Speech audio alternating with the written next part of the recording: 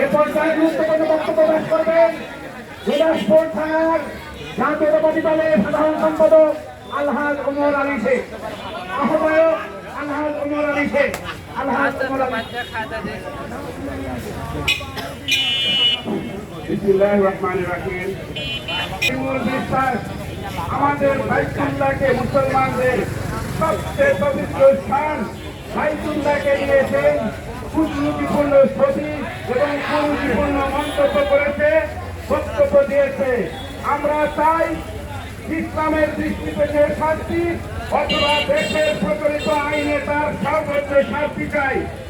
আমি হুমায়ুনপুর উপজেলা বিএনপির আহ্বায়ক হিসাবে প্রশাসনের কাছে দাবি করব, আপনি খুব দ্রুত সময়ের মধ্যে ওই কুলাঙ্গারকে আপনি গ্রেফতারের আওতায় আনবেন, বিচারের আওতায় আনবেন, নতুবা এই তৌহিদি জনতা ইসলামিক জনতা কিছু ভেবে থাকবে না। যেহেতু ওনার বাড়ি গুরদাসপুর থানা বা নাটোরে হওয়ার কারণে গুরদাসপুরের মানুষ ভেবে থাকবে না।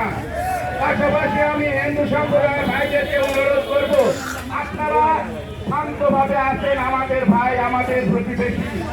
আমরা সবসময় আপনাদেরকে ছায়ার মতো নিরাপত্তা দিব ইনশাআল্লাহ।